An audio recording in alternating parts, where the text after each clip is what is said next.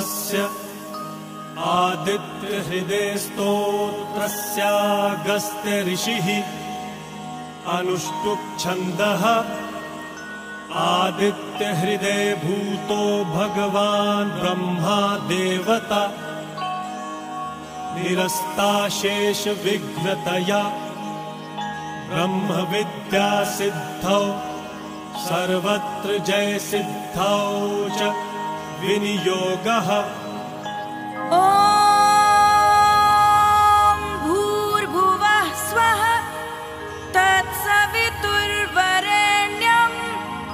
भर्गो देवस्य धीमहि धियो यो नः प्रचोदयात्।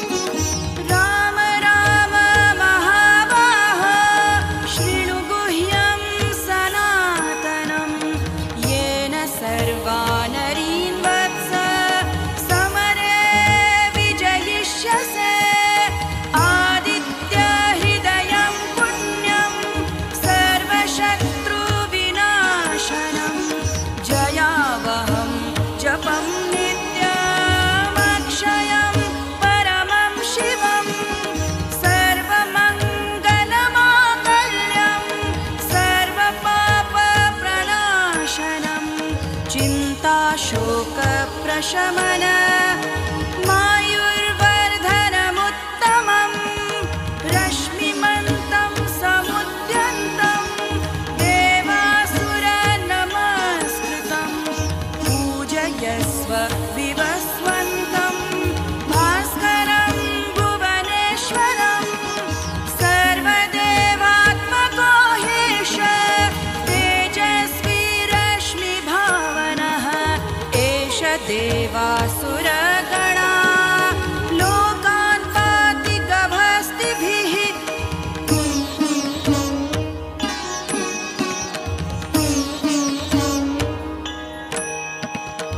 एष ब्रह्मा च विष्णुश्च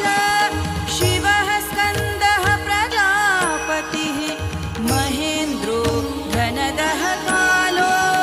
यमः सोमो ह्यपाम्पतिः पितरो वसवः साध्या अश्विनौ मरुतो मनुः वायुर्वह्निः प्रजाः प्राण ऋतुकर्ता प्रभाकरः आदित्यः सविता सूर्यः खगः पूषा गभस्तिमान् सुवर्णसदृशो भानुर्हिरण्यरेता दिवाकरः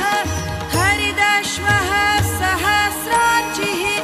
सप्तसप्तिर्मरीचिमान् तिमिरोन्मथनः शम्भुः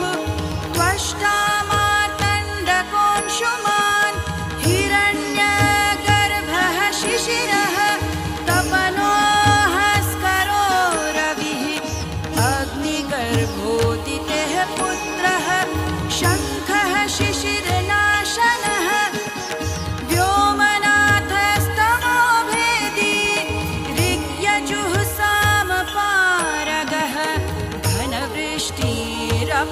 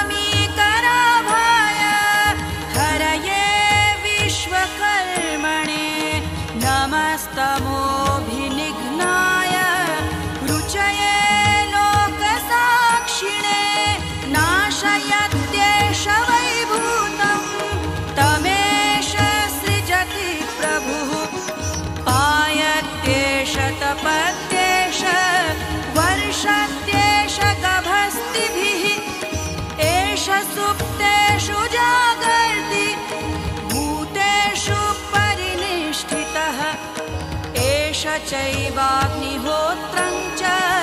फलं चैवाग्निहोत्रिणां देवाश्च क्रतवश्चैव क्रतूनां फलमेव च यानि कृत्यानि लोकेषु सर्वेषु परमप्रभुः एनमापत्सु कृच्छ्रेषु कान्तारेषु भयेषु च कीर्तयन् पुरुषः कश्चिन्नावसीदति राघव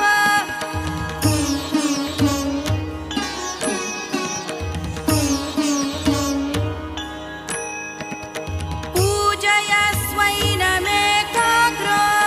देवदेवं जगत्पतिम् एतत्त्रिगुणितं जप्त्वा युद्धेषु विजयिष्यति अस्मिन् क्षणे महाबाहो रावणं त्वं जहिष्यसि एवमुक्त्वा ततोऽगस्त्यो जगाम स यथागतम् एतत् श्रुत्वा महातेजा नष्टशोको भवत्तदा धारयामास सुप्रीतो राघवः प्रयतात्मवान् आदित्यं प्रेक्ष्य च वेदं परं हर्षमवाप्तवान् त्रिराचम्य शुचिर्भूत्वा धनुरादाय वीर्यवान् रावणं प्रेक्ष्य हृष्टात्मा जयार्थं समुपागमत् सर्वयत्नेन महता वृतस्तस्य वधे भवत् अथ रविरवदन्निरीक्ष्य रामं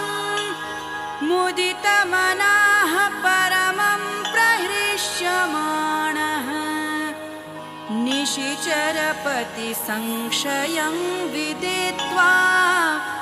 सुरगणमध्यगतो